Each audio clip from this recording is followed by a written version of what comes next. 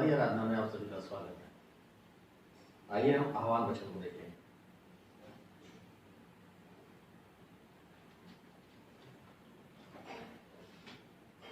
भजन संहिता के अध्याय 7 का 1 और 2 तक इसमें यूं लिखा हुआ है, क्या मनुष्य को पृथ्वी पर कठिन सेवा करनी नहीं पड़ती? क्या उसके दिन मजदूर कैसे नहीं होते?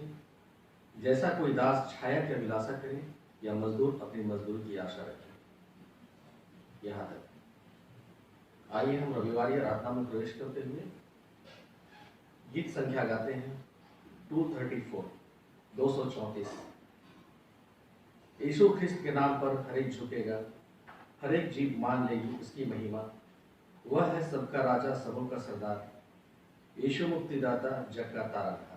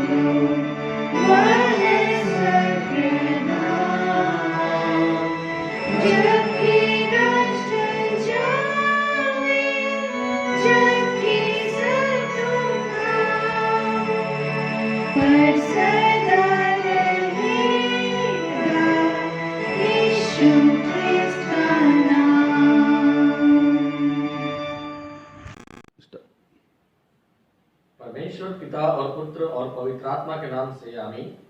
हमारी सहायता ईश्वर के नाम से है, जिसने स्वर्ग और पृथ्वी को सिरजा।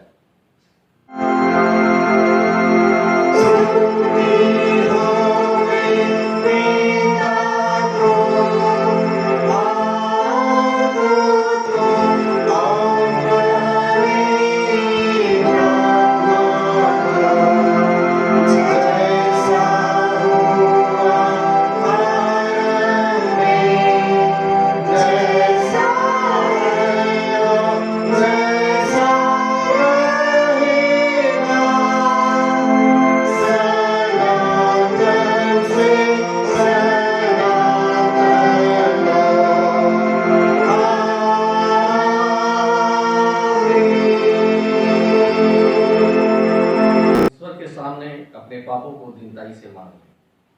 हे सर्वशक्तिमान ईश्वर दयालु पिता, हम दीनताई से अपने सब पाप और अपराधों को तेरे सम्मुख मान लेते हैं। तो अपने प्रिय पुत्र हमारे प्रभु यीशु ख्रिस्त के कारण हम पर दया दृष्टि कर और हमारे सब पापों को क्षमा कर। आमीन।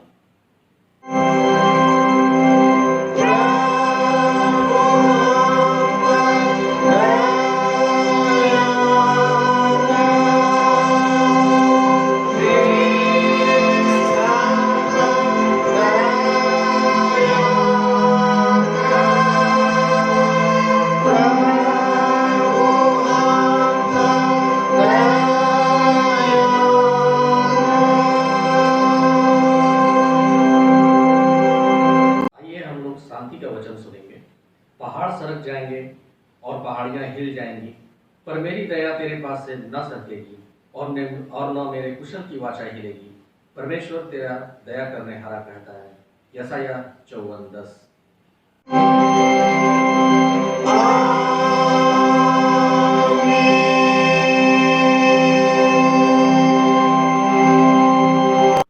सबसे ऊंचे स्थान में ईश्वर का गुणानुवाद हो।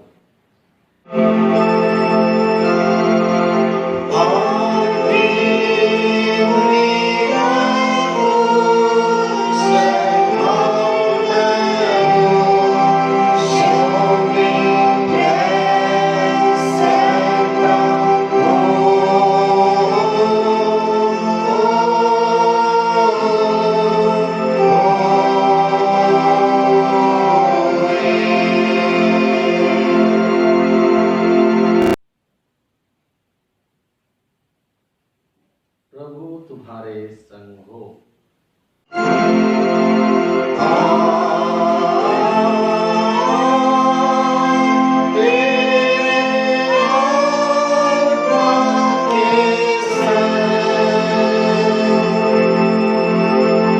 हम प्रार्थना करें। हे प्रिय प्रभु स्वर्गवासी पिता, हम तेरा धन्यवाद करते हैं कि तू अपनी कृपा से हमारा विनाश नहीं चाहता है, परंतु कि हम अपना मन तेरी ओर फिराएं और बच जाएं।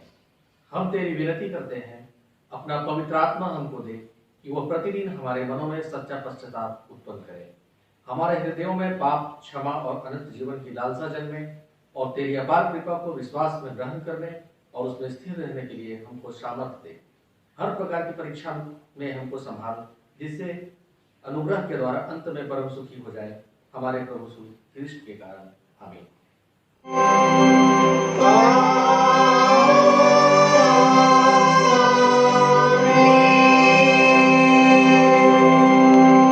आज हम पहला पाठ वचन पढ़ेंगे, इफिसी अध्याय 4 का 1 से लेकर 6 पद तक। उसमें यूं लिखा हुआ है, इसलिए मैं जो प्रभु में बंदी हूँ तुमसे विनती करता हूँ कि जिस बुलाहट से तुम बुलाए गए थे उसकी योग्य चलो, अर्थात सारी दीनता और नम्रता से और धीरज धरकर प्रेम से एक दूसरे की सह लो और मेल के बंधन में आत्मा की एकता रखने का यत्न करो। एक ही देह है और एक ही आत्मा, जैसे तुम्हें जो बुलाए गए थे अपने बुलाए जाने से एक ही आशा है। एक ही प्रभु है, एक ही विश्वास, एक ही बपतिस्मा और सबका एक ही परमेश्वर और पिता है, जो सबके ऊपर और सबके मध्य में और सब में है। आमीन।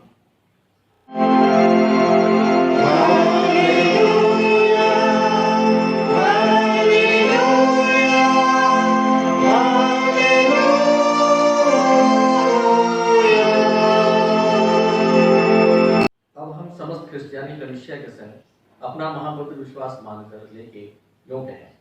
मैं विश्वास करता हूँ परमेश्वर पिता पर, जो स्वर्ग और पृथ्वी का सर्वशक्तिमान सृजनहार है, और उसके इकलौते पुत्र अपने प्रभु यीशु ख्रीष्ट पर, जो पवित्र आत्मा से गर्भ में आया, कुंवारी मरियम से उत्पन्न हुआ, पंतुस पिलातुस की आज्ञा से दुख उठाया, क्रूस पर चढ़ाया गया, मर गया और गाड़ा गया, पाताल में उतरा, तीसरे दिन मृतकों में से जी उठा, स्वर्ग पर चढ़ गया और परमेश्वर सर्वशक्तिमान पिता के दाहिने हाथ बैठा है, जहाँ से वो जीवितों और मृतकों का विचार करने को फिर आएगा।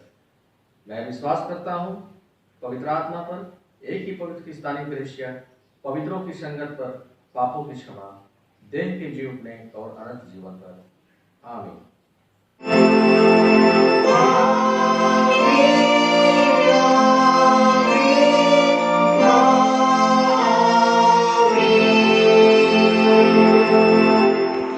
आराधना के क्रम में दूसरा गीत गाते हैं, गीत संख्या 266 231। प्रभु मेरा जीवन ले, तेरा होवे अभिषेक, ले समय की वह भी हो तेरी स्तुति करने को।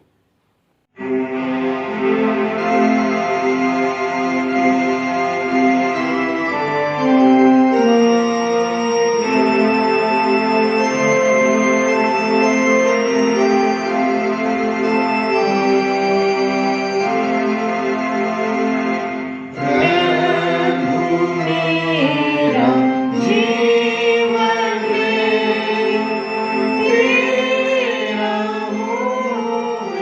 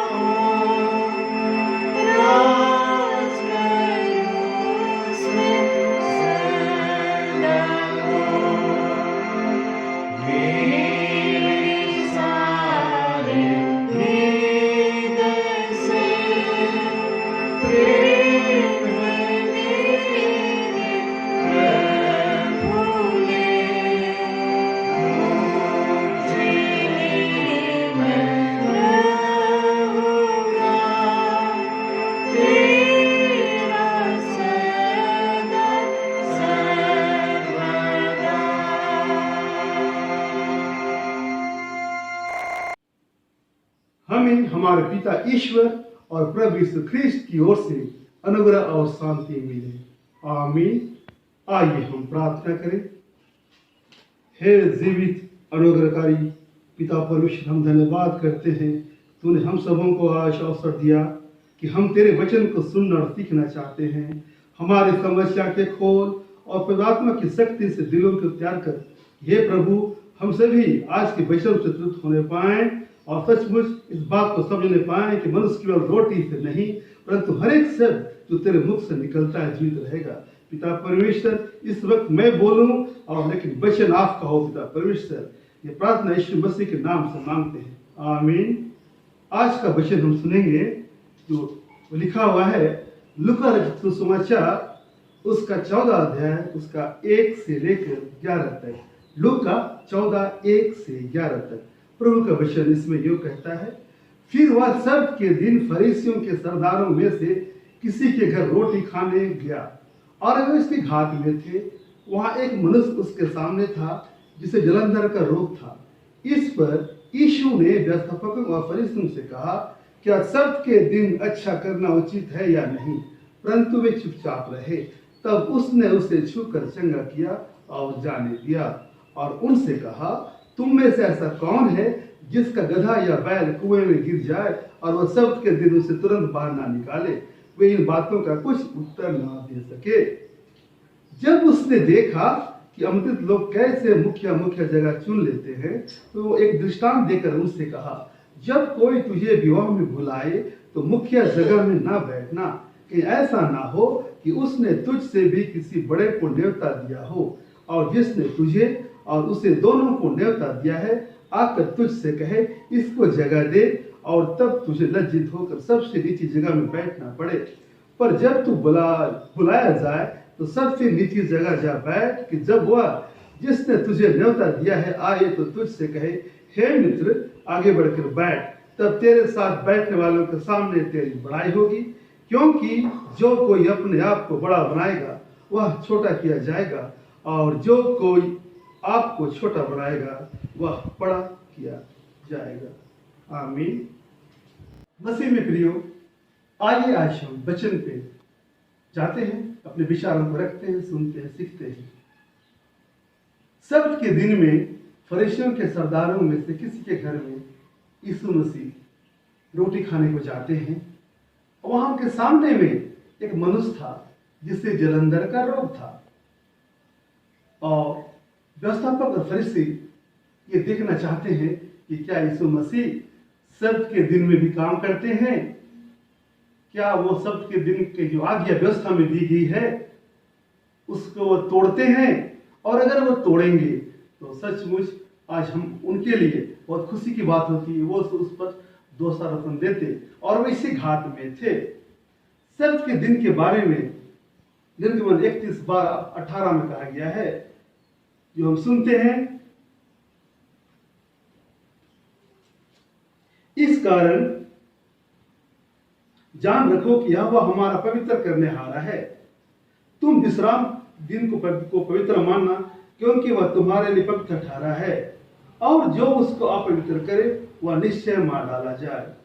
जो कोई उस दिन में कुछ काम काज करे वह प्राणी अपने लोगों के बीच से नष्ट किया जाए। 6 दिन तो काम काज किया जाए, पर 7वां दिन परम विश्राम का दिन और यहोवा के लिए पवित्र है। इसलिए जो कोई विश्राम के दिन में कुछ काम काज करे वह निश्चय मार डाला जाए। और ऐसी कठिन आज्ञा व्यवस्था में दी गई थी, और इसीलिए तब वो फरीसी इस घात में थे। आइए हम देखेंगे व्यवस्था के बारे में और क्या वचन कहता है। उसी व्यवस्था से यह सब का दिन निकला है। आइए हम व्यवस्था के बारे में सुनेंगे, जो हमें गलातियों 3 उसका 21 से 29 तक मिलता है। तो क्या व्यवस्था परमेश्वर की प्रतिज्ञाओं के विरोध में है? कदापि नहीं, क्योंकि यदि ऐसी व्यवस्था दी जाती जो जीवन दे सकती तो सचमुच धार्मिकता व्यवस्था से होती। परंतु पवित्र शास्त्र ने सब को पाप के अधीन कर दिया, ताकि वह जिस प्रतिज्ञा जिसका आधार यीशु मसीह पर विश्वास करना है, विश्वास करने वालों के लिए पूरी हो जाए।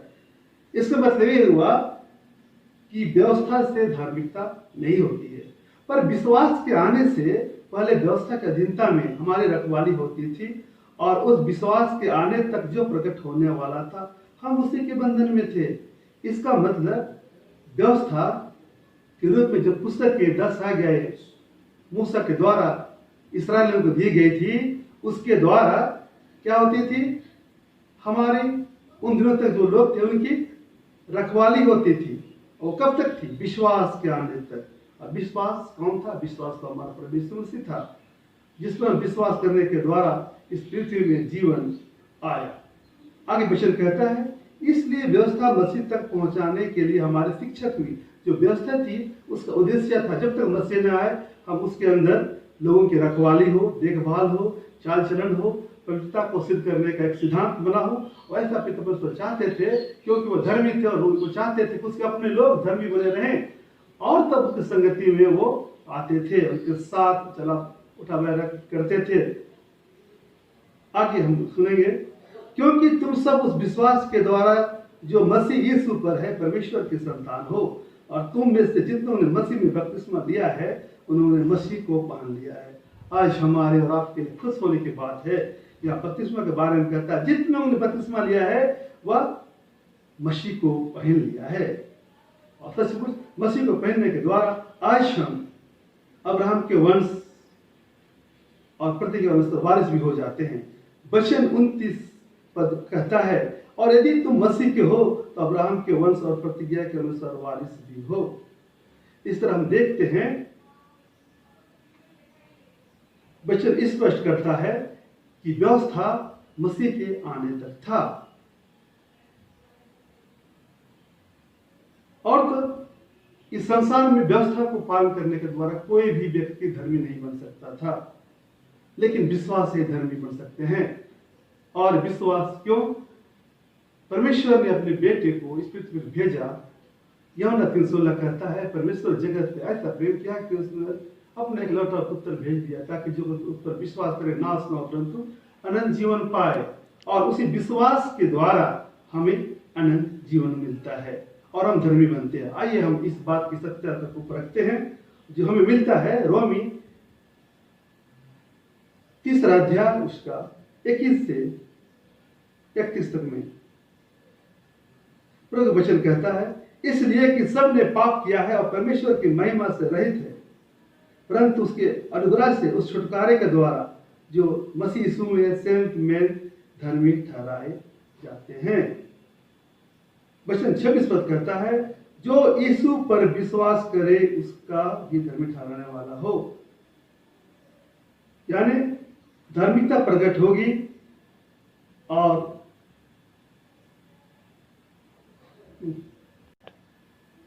रोमियो का अगला 28 पद कहता है, इसलिए हम इस परिणाम पर पूछते हैं, मनुष्य व्यवस्था के कामों से अलग ही विश्वास के द्वारा धर्मी ठहरता है। मसीह में प्रियो, इसी बात को वो व्यवस्थापक और फरीसी नहीं समझते थे। यीशु मसीह व्यवस्था को पूरा करने के लिए आए हैं, लेकिन वो व्यवस्था को लोप करने के लिए नहीं आए हैं। जो हमें मिलता है मत्ती उसका 5 उसका 17 पद में प्रभु का वचन कहता है, यह न समझो कि मैं व्यवस्था या भविष्यद्वक्ताओं की पुस्तकों को लोप करने आया हूँ। लोप करने नहीं परंतु पूरा करने आया हूँ, क्योंकि मैं तुमसे सच सच कहता हूँ कि जब तक आकाश और पृथ्वी टल न जाए तब तक व्यवस्था से एक मात्रा या एक बिंदु भी बिना पूरा हुए नहीं टलेगा। इसका मतलब यह हुआ है, व्यवस्था की अलग महत्व है और यीशु मसीह के आने के बाद अनुग्रह का अलग महत्व है। कलीसिया की स्थापना के दिन, यानी जिस दिन पेंटिकोस्ट का दिन था और दिन से हमारी कलीसिया की स्थापना हुई थी, उसके बाद से नया नियम का विधान आरंभ होता है। उसके पहले तक पुराने नियम के अनुसार पुराने विधान का नियम लागू होता था, जिसे व्यवस्था का विधान भी कहते थे। और इस मसीह के आने के बाद यह अनुग्रह का विधान हो गया। और इसलिए तब व्यवस्था भी अपने आप में सही है, क्योंकि दोनों को बनाने वाला पिता परमेश्वर है। इसका मतलब यह नहीं कि आज हम व्यवस्था को नहीं माने, क्योंकि परमेश्वर उस व्यवस्था को मानने के द्वारा चाहता है कि हम अपने को धर्मी सिद्ध करें, अपने को धार्मिकता के स्तर पे ले जाएं, क्योंकि ऊपर पवित्र है और उसकी व्यवस्था आज भी हमारे मान रखता है। लेकिन हमारा उद्धार तो यीशु मसीह पर विश्वास करने के लिए के द्वारा होता है। वो हमें धर्मी बनाता है और तब वचन बतलाता है कि कोई भी अधर्मी स्वर्ग राज्य में प्रवेश नहीं कर सकता है। जब हम यीशु मसीह के विश्वास के द्वारा धर्मी बनते हैं तो हमें स्वर्ग राज्य में प्रवेश करने का जगह मिलता है। और इसी बात को वो नहीं समझते थे, इसलिए वो परखने के लिए देखना चाहते थे, हाथ में लगाए थे। उनको ये नहीं मालूम था कि यीशु मसीह तो शब्द के दिन का भी स्वामी है, मालिक है। वचन बतलाता है मनुष्य का दिन शब्द के लिए नहीं, लेकिन शब्द मनुष्य के दिन के लिए है। आज के वचन में हम देखते हैं यीशु मसीह आगे बढ़ के उसे चंगा करते हैं और पूछते हैं क्या शब्द के दिन अच्छा करना उचित है या नहीं, परंतु वे चुपचाप रहते हैं। यीशु मसीह उस वक्त उन्हें छूता है और बोलता है, जब रोगी को जाने देता है। फिर कहते हैं तुम में से ऐसा कौन है जिसका गधा या बैल कुएं में गिर जाए और शब्द के दिन उसे तुरंत बाहर न निकाले। वे फरीसियों और व्यवस्थापक कहना चाहते थे कि तुम में से ऐसा कौन है जिसका कोई शब्द के दिन में कोई बहुत प्रिय चीज खो जाए। गधा या बैल के बारे में अनुवाद किया गया है, बहुत बार बेटे के संबंध में कहा गया है। यानी आपका प्रिय बेटा अगर खो जाता है तो क्या तुम उस दिन को नहीं मानोगे? क्या तुम उस दिन अच्छा काम नहीं करोगे? तो क्या सबके दिन में अच्छा काम करना बुरा है, पाप है? क्या समझते हो? तब वो चुप हो जाते हैं, क्योंकि वे भी सबके दिन में बहुत से अपने कामों को निभाते थे और इसलिए वो चुप रहते हैं। और इस तरह हम देखते हैं कि यीशु मसीह बहुत ही सही समय में सही तरीके से सही काम करके अपनी बातों को रखते हैं। आज भी हमारे बीच में बहुत से ऐसे लोग हैं, उपदेशक आते हैं, धर्म प्रचारक आते हैं, जो इस बात को घोषित करना चाहते हैं कि वे वचन को पूरी तरह मानते हैं, यीशु मसीह का फॉलोअर्स हैं। और उनमें से कितने तो कहते हैं उसे प्रभु ने 2 महीने पहले दर्शन दिया, किसी को रात में दर्शन दिया, किसी को दिन में दर्शन दिया, और वैसा घोषित करते हैं, दिखावा करते हैं कि वही एक ऐसे हैं जो हम आपको और हमको स्वर्ग राज्य दिला सकते हैं। लेकिन ऐसे आवश्यकता नहीं है। लेकिन हमें ऐसे लोगों से बचना है। वो अभी दोहरा मापदंड रख सकते हैं। जिस तरह फरीसी और सरदार को इनसे कोई मतलब नहीं था कि जो सामने जलंधर का रोगी है वो चंगा हो, वो तो सिर्फ तमाशा देखते थे, घात में लगे थे। उसी तरह आज भी बहुत से जो धर्म प्रचारक उपदेशक हैं वो इस बात को, उसको कोई मतलब नहीं है कि हम और आप स्वर्ग जाएं। वो तो हम आशा रखते हैं प्रतिष्ठा की, इज्जत की, हमसे धन की लूटते हैं। तो आज हमें सतर्क हो जाने की व्यवस्था है मेरे भाइयों और बहनों, क्योंकि जिस कलीसिया में हम रहते हैं, जिस कलीसिया में, वह बिल्कुल ही बाइबल आधारित, वचनों पर आधारित कलीसिया है और इसकी एक बातें सत्य है और हम इसके द्वारा समझा सकते हैं। आइए हम आज के वचन के अगले पाठ में जाएंगे, जहां पर जो 7 से 11 के बीच में कहता है। इसका शीर्षक है नम्रता और अतिथि सत्कार।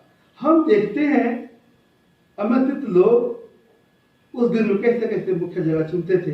यीशु मसीह हर एक पर सतर्क रहते हैं। उन्हें यह समझना है, वो समझते हैं, जानते हैं कि किस वक्त में क्या करना है। जब वहां पे देखते हैं कि वहां पे जो न्योताहारी है, जो लोग आए हुए हैं मुख्य जगह चुनने के लिए, लड़ रहे हैं, झगड़ रहे हैं, अपने अपनी जगह चुनते हैं, तो वहां पे उदाहरण देते हैं कि जब तू किसी भोज में जाए, जब तू किसी बुलावे में जाए, तो अपने लिए मुखिया स्थान ना चुनना, लेकिन सबसे छोटे जगह में चुनना। और उस वक्त में जब जिसने न्योता दिया है, अगर तुझे आके बुलाएगा और उस जगह पे बैठाएगा मुख्य जगह पे, तो सचमुच तू सम्मानित होगा। लेकिन अगर तू पहले से मुख्य जगह में बैठे रहेगा और तब तुझे हटाया जाएगा, तो ये बहुत ही निंदनीय बात होगा और प्रतिष्ठा के भी चोट लगेगा। पवित्र वचन कहता है, इसलिए अपने आप ऐसा तैयार कीजिए कि जो कोई अपने आप को बड़ा बनाएगा वह छोटा किया जाएगा, और जो कोई अपने आप को छोटा बनाएगा वह बड़ा बनाया जाएगा।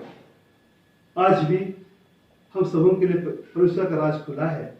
हम सबों को भी आज अपने जीवन में परमेश्वर के राज में, मसीही जीवन में एक दूसरे को अपने से बेहतर समझते हुए अपने जीवन को यापन करना है, मेल के साथ बिताना है, और उनके लिए मुख्य जगह छोड़ देना है। हो सकता है वो हमसे अधिक ज्ञानवान हो सकता है वो अधिक बुद्धिमान हो, क्योंकि परमेश्वर के राज्य में जो चुनाव है, हमारी सोच और परमेश्वर की सोच में जमीन आसमान का अंतर होता है। प्रभु का वचन कहता है तुम्हारी सोच और मेरी सोच में आकाश और पाताल का अंतर है। हम जो सोचते हैं वह परमेश्वर नहीं सोचता है। इसलिए हम सबों को एक दूसरे को प्रेम पूर्वक अपने से बेहतर समझना है। बेहतर समझते हुए हर एक जगह में स्थान देना है कि वे अपने उस कामों को कर सकें या उस पद को प्राप्त कर सकें, प्रतिष्ठा प्राप्त कर सकें। क्योंकि परमेश्वर के राज्य में जिसे हम सोचते हैं वो तो गरीब है, जिसे हम सोचते हैं कम बुद्धि वाला है, वो तो बहुत सी बातों में हमसे कम है, लेकिन हो सकता है परमेश्वर की नजर में वो हमसे महान हो, ऊंचा स्थान हो। और इसलिए हमें हमेशा एक दूसरे का सम्मान देना चाहिए, अपने आप को छोटा समझते हुए हर काम को करना चाहिए। और तो लोगों को संभालते हुए हमें आगे बढ़ना है, प्रेम के साथ निभाना है। क्योंकि प्रभु वचन कहता है धन्य है वे जो मेल कराने वाले हैं, क्योंकि वे स्वर्ग के राज के वारिस होंगे। सचमुच हमें एक दूसरे को मेल कराएं, एक दूसरे के साथ प्रेम रहें, संगति में रहें, और ये जो परमेश्वर के राज्य में हमें जीने का समय मिला है, अवसर मिला है, उसको सदुपयोग करते हुए आगे बढ़ सके। पिता परमेश्वर करे आज के वचन में बहुत से आशीष दे। आमीन। आइए हम धन्यवाद की प्रार्थना करें। धन्यवाद देते पिता परमेश्वर आज के इस सुंदर वचन के लिए जो तूने हम सबको सुनने का मौका दिया है। पिता परमेश्वर तेरा वचन कहता है कि धर्मी बढ़ाने वाला तू ही है। पिता परमेश्वर व्यवस्था को तो लोप करने नहीं आया था कि पूरा करने आया था। पिता परमेश्वर सचमुच होने दे कि हम तेरी इच्छा के अनुसार चलें, तेरे वचन के अनुसार चलें, इस बात को समझने पाए पिता परमेश्वर कि मनुष्य अपने कर्म से नहीं लेकिन तुझ पर विश्वास करने के द्वारा ही धर्मी बनता है। पिता परमेश्वर तूने आज हम सबों को सिखाया है, नम्रता पूर्वक हम अपने जीवन की यात्रा को पूरा करें। पिता परमेश्वर एक दूसरे को सहारा देते हुए, एक दूसरे के साथ मेल करते हुए, एक दूसरे को अपने से बेहतर समझते हुए अपनी यात्रा को पूरा करें, ताकि उस परमेश्वर के राज में, उस तेरे राज में हम एक ऊंचा स्थान प्राप्त कर सकें और अपना जीवन सफल होने पाए। सारा आदर महिमा तेरे हो, यीशु मसीह के नाम से आमीन। और ईश्वर की शांति जो समस्त ज्ञान से ऊर्ध्व है, ख्रिस्त यीशु में प्रत्येक के हृदय और मन की रक्षा करे अवश्य सनातन में। आमीन। प्रार्थना के क्रम में तीसरा गीत गाते हैं, गीत संख्या 285। क्या मनोहर भली बात जहां भाई हाथों हाथ चलते हैं और हैं एक प्राण ख्रिस्त की आज्ञा के समान।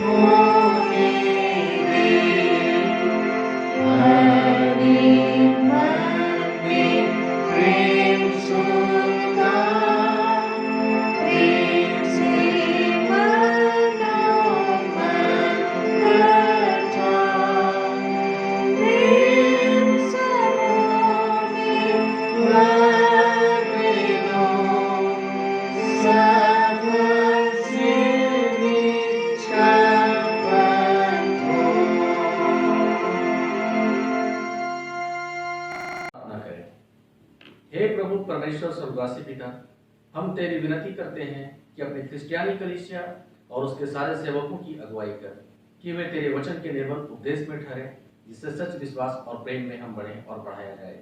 हे प्रभु, भारत रिपब्लिक के हमारे प्रेसिडेंट, इस प्रांत के गवर्नर, राज्य की सभाओं और मंत्रिमंडलों, सब न्यायियों और हकीमों और सब राज्य कर्मचारियों को आशीष दे और उनकी अगुवाई कर कि वे न्याय और धर्म से देश की सेवा करें और हम कुशल चैन से सारी भक्ति और गंभीरता से काल बिताएं।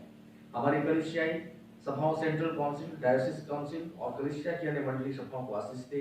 वे इस मंडली को तेरे पवित्र इच्छा के अनुसार चलाएं। जगत को लुथेरान कलीसिया और देश विदेश के हमारे सभी ख्रिस्ट विश्वासी मित्रों को आशीष दे कि हम ख्रिस्ट के प्रेम और सहयोग में आगे बढ़ें और जगत में तेरी साक्षी के लिए अधिक सामर्थ पाएं। हमारी कलीसिया के सब काम पर आशीष दे, लड़के लड़कियों की शिक्षा पर आशीष दे कि वे तेरे भय, प्रेम और भरोसा में बढ़ते जाएं। कलीसिया के विद्यालयों, शिक्षण प्रशिक्षण महाविद्यालयों और अन्य संस्थाओं को संभाल के और उनको बढ़ती दे कि उनके द्वारा कलीसिया के लिए आत्मिक और लौकिक आशीष दे। खेती बाड़ी और हर एक काम उद्यम को सफल कर, जिससे कि हर कोई इस विवेक से तेरे आगे चले और अपनी जीविका पाए। अपनी कृपा से उन सबों पर दृष्टि कर जो कंगालपन, रोग और नाना प्रकार की सकेती और दुख में है, उनको शांति दे। हमारी कलीसिया के सब भाई बहनों की रक्षा कर जो दूसरे देशों में चले गए हैं, वे सब जोखिम और परीक्षाओं में विश्वासी ठहरे। हम उनके लिए भी तेरी विनती करते हैं कि जो मंडली से निकाले गए व उलट हुए हैं, उन पर दया कर, वे सच्चे पश्चाताप से तेरी ओर फिरें। सब मनुष्यों को तराई ठहर और जो अंधियारे में बैठे हैं, मुक्ति को ज्यादा प्रकाश कर। हमको पश्चातापी मृत्यु से बचा और अंत में अपने प्रिय पुत्र हमारे प्रभु यीशु ख्रिस्त द्वारा स्वर्ग राज में ग्रहण कर। हे हमारे पिता, तू जो स्वर्ग में है, तेरा नाम पवित्र किया जाए, तेरा राज आए, तेरी इच्छा जैसे स्वर्ग में वैसे ही पृथ्वी पर भी हो। हमारे प्रतिदिन की रोटी आज हमको दे और हमारे अपराधों को क्षमा कर, जैसे हम भी अपने अपराधियों को क्षमा करते हैं, और हमको परीक्षा में मत डाल, परंतु बुराई से छुड़ा, क्योंकि राज्य और पराक्रम और महात्म सदा तेरे ही हैं। आमीन।